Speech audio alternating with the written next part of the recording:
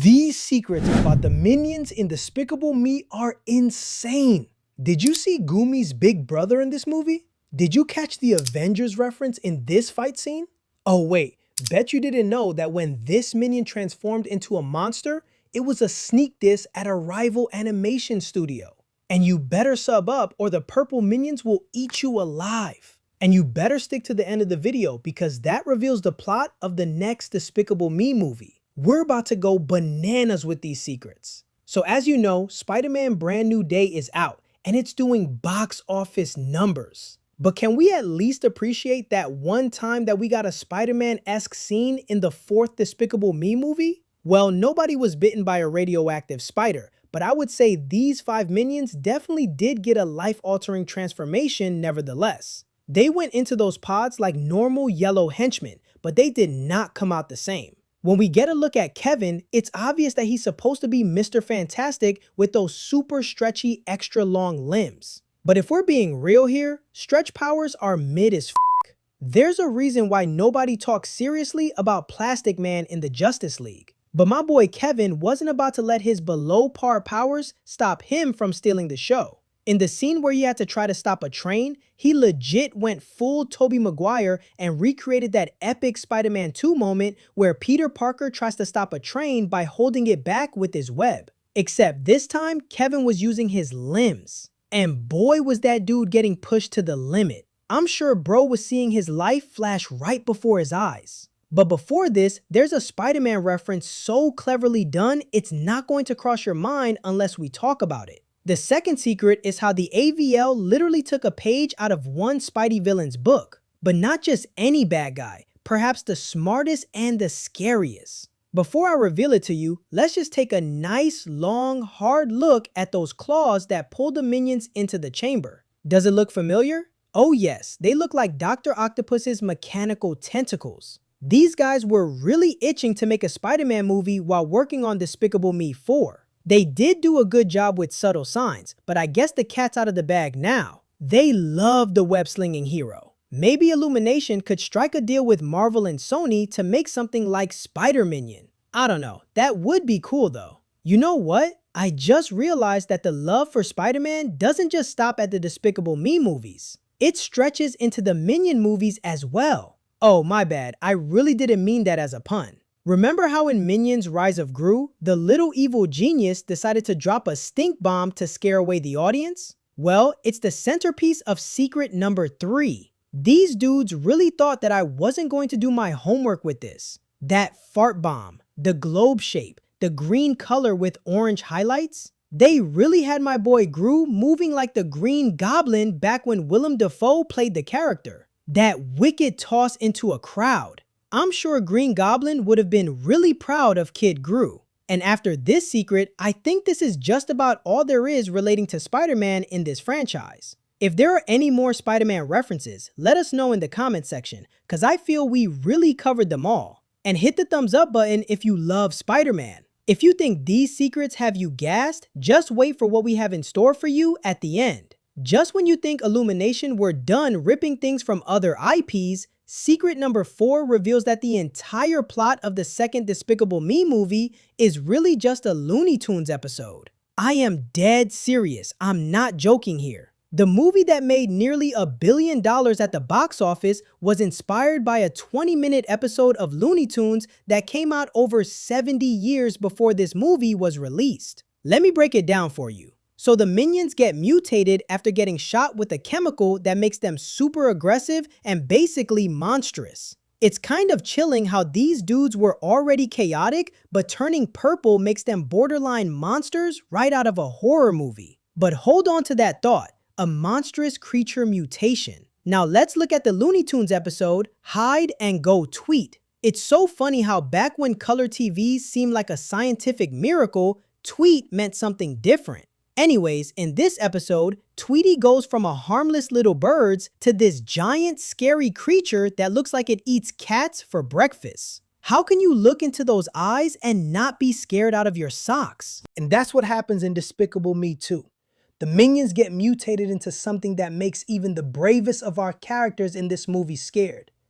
Did the directors really think that taking inspiration from a piece of media older than my grandparents would stop me from digging to find out the truth? I wonder how different this movie would have been if something else was used for inspiration. I guess this kind of means that Universal needs to cut Warner Brothers a check because technically they helped them make this movie the success that it is. But enough about inspirations and copies. Let's look at a time when Illumination straight up used the Despicable Me movies to flip the middle finger at Pixar. Oh, trust me, you'd want to know everything about Secret Number 5. Illumination are kind of like new dogs in the animation business. They never really got their big break until Despicable Me. Although they've released several projects since, nothing has been able to quite stick like the Gru-based franchise. I mean, the bad guy turned good has brought in billions for the franchise. And this has Illumination feel like they are one of the top dogs. And with their newfound success after the first movie, they felt they were big enough to throw shots at Pixar. Look at this scene where Lucy is taking Gru to the AVL. Her car turns into a submarine as she plunges underwater. That was quite the spectacle, I can't lie.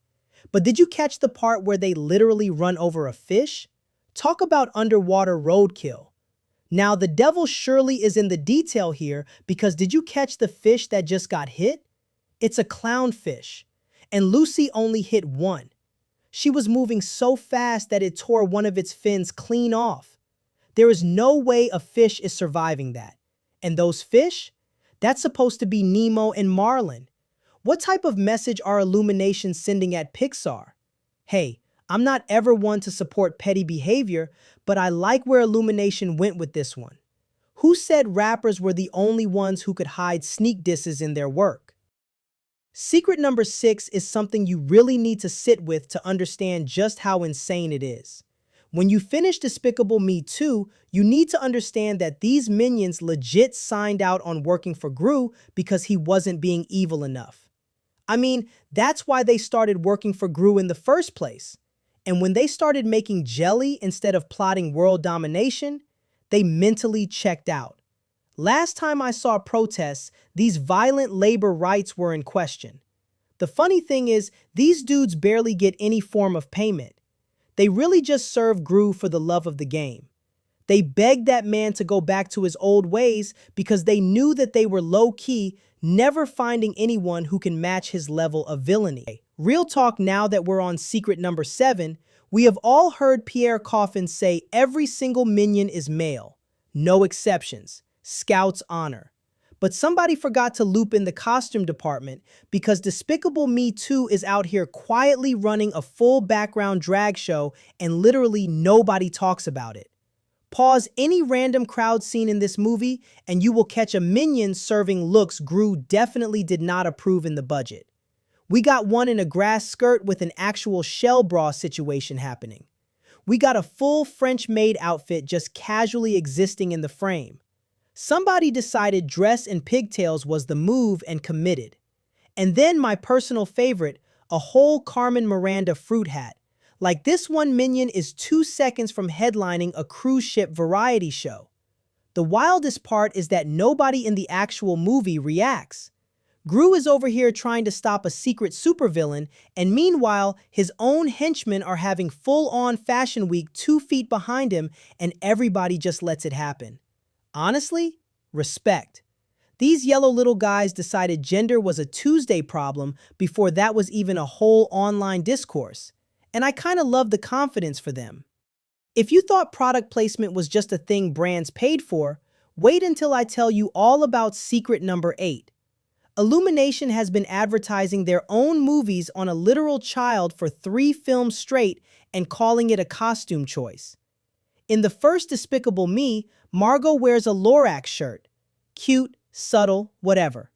In the second one, she is wearing a shirt with a character from Bayside Shakedown because apparently Illumination had a deal with a Japanese TV network at the time.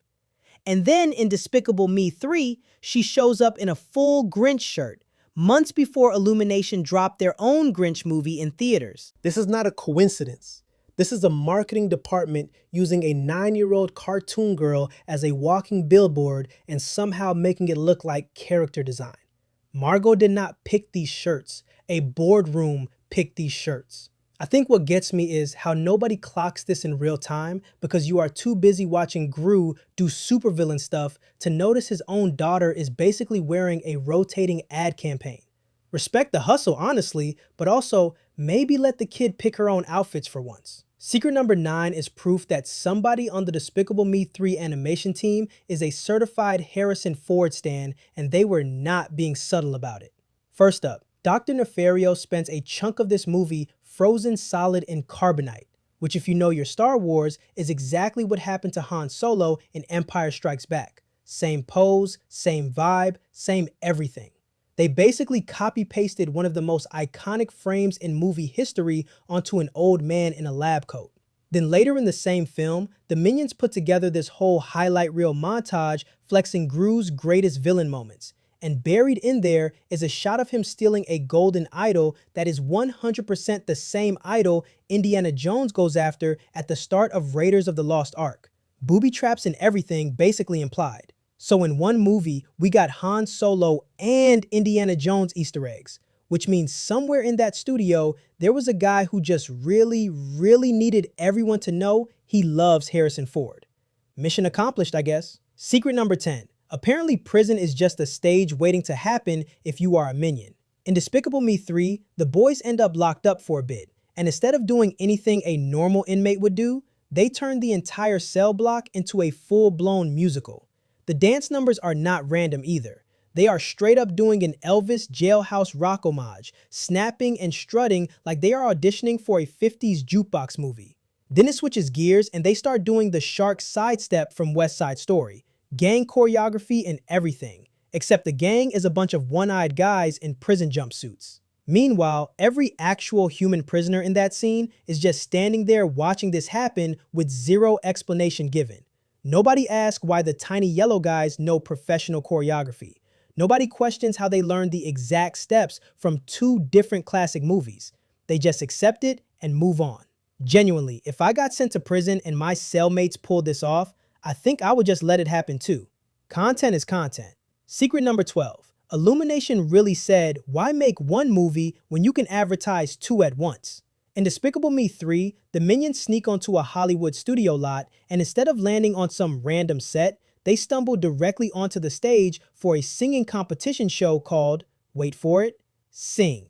Yes, that Sing. The actual other Illumination movie that came out around the same time. They did not even try to disguise it as a different fake talent show. They just used the real title and let the Minions wander through it like a live commercial break stapled into the middle of an unrelated film. It is honestly kind of impressive how shameless this is. Marvel hides their Easter eggs in post-credit scenes. Illumination just walks their mascots straight through the actual set of their other product and calls it world building. At some point, I feel like we have to just admit these movies are less about story and more about Illumination finding creative new ways to remind you what else they have in theaters. And somehow it still works on me every time. Secret number 13 might be the most unhinged feedback loop in this entire franchise. So back in 2022, a bunch of teenagers started showing up to Minions: The Rise of Gru in full suits and sunglasses just to cause chaos in theaters. This became the gentle Minions trend, and it got so out of hand that theaters in the UK actually started banning big groups dressed like that. So what does Illumination do with that information? They put it directly into Despicable Me 4. Early in the movie, the Minions roll up to their old villain school and swap their regular overalls for full black suits, ties, and sunglasses before walking in. That is not a coincidence. That is a movie studio watching their own fans cause a scene in real theaters and then writing that exact chaos into the next film as canon. Basically, the fans became the lore. A trend that started as teenagers being unhinged for laughs got turned into an actual wardrobe choice for the main characters. I do not think any other franchise has let the internet write their script for them directly, and I am kinda living for it. Secret number 14, and honestly the most shameless one on this list.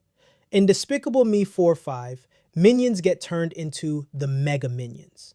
And if you know your Marvel even a little bit, you are going to clock this instantly as a Fantastic Four cosplay. Dave gets super strength. Jerry can turn into literal rock. Tim gets stretchy arms. Mel shoots a heat ray. Gus can fly. That is Thing, Mr. Fantastic, Human Torch, and Invisible Woman energy split across 5 yellow guys with zero attempt to hide it. The wildest part is the powers do not even feel random. They clearly mapped each ability to whichever minion already had a body type that matched. The stretchy one is lanky, the rock one is stocky. It is almost like somebody storyboarded an actual Marvel movie and then just reskinned it with minions at the last minute. I am not even mad about it, honestly. I would watch a full Mega Minion spin-off in a heartbeat. Illumination really said, we cannot get the license, so we will just build our own knockoff, and somehow it slaps anyway. In Minions: The Rise of Gru, there's a quiet little scene where Gru, Kevin, Stuart, and Bob go to the movies together like a totally normal family outing. Except the film playing on screen behind them is Jaws, the actual 1975 Steven Spielberg thriller about a killer shark terrorizing a beach town. You can see the poster. You can hear the score. It is unmistakably Jaws, which means somewhere in the Despicable Me universe, Jaws exists as real media that people go watch in theaters for fun, the same way we do in our world. That detail alone quietly confirms this universe has its own version of Hollywood, its own directors, its own decades of film history running parallel to ours. It raises way more questions than it answers, honestly. Did a shark actually terrorize a fictional beach town inside this universe too? Is there a version of Spielberg walking around somewhere, shaking hands with cartoon villains? Illumination drops these tiny reality-bending details constantly and just expects us to move on like it's nothing. And every single time, it lives rent-free in my brain for weeks afterward. Inside the actual Despicable Me movies, characters are occasionally shown holding or selling something called a Gru-ray disc. Yes, you read that correctly. Gru-ray, not Blu-ray. It's a fictional, in-universe home media format that shows up as a background prop, quietly parodying the real format the movie was actually going to be sold on. A store owner named Joff in the first film, and later a character named Lance in Despicable Me 2, are both shown carrying these things around like it's a totally normal, everyday product. The joke gets even better once you realize the real physical Blu-ray release of the first movie included a bonus feature literally called Gru Control, a playful nod to the exact same pun happening on the disc itself. The 2015 Minions movie opens with an entire sequence showing these creatures evolving from tiny, single-celled yellow organisms floating in the ocean, slowly developing into the little pill-shaped guys we know today, all the way through prehistoric fish, dinosaurs, and beyond. Meaning minions are not some recently created species. They are ancient, older than human civilization itself, quietly evolving underwater with one singular biological drive burned into them from the very beginning: the need to serve the most evil master they can find. And here's the part that gets weirder. Nobody has ever shown how minions actually reproduce. No eggs, no babies, nothing. The wedding scene, the talent show. Those weren't just cute movie moments. Those were full-blown concert-level performances. These little yellow guys were cooking. Here's the theory that actually explains it. Minions have existed since before humans invented music. Not before pop music, before music as a concept, which means for literally all of human history, they've been quietly around, absorbing every song, every melody, every genre as it was invented, for thousands and thousands of years. By the time you and I are hearing them belted out at a wedding in the 21st century, they've basically had an infinite head start. Of course they don't miss. They've had all of human history as practice. This one will break your brain a little. Go back and actually look at Kevin, Stuart, and Bob. Then look at Margot, Edith, and Agnes. It's the same trio. Kevin's the tall, sensible one, basically the older sibling of the group. That's Margot. Tallest of the three girls, the responsible one. Total nerd energy. Doesn't even try to hide it. Then you've got the babies. Bob never goes anywhere without his teddy bear. Agnes never goes anywhere without a stuffed toy. Coincidence? Sure. Let's go with that. And then there's the chaos agent. Stuart is basically Edith if Edith were yellow, hyper, and communicated exclusively in gibberish. Here's the part that makes it genuinely strange. The first movie's minion moments happen literal decades before the girls are even born. So Gru somehow adopts 3 kids who accidentally match the personalities of his 3 favorite minions. Definitely just a coincidence. Definitely. This is the one that actually keeps me up at night. Every single boss the minions have ever worked for eventually meets an untimely end. Dinosaur? Gone. Caveman? Gone. Napoleon? Also gone. It's basically their brand. So why is Gru still walking around? Easy answer. Plot armor. Boring answer. Here's the real one. Go back to the second Minions movie. This is the youngest a master has ever been when the minions found him. Every boss before Gru saw them as tools, henchmen, staff.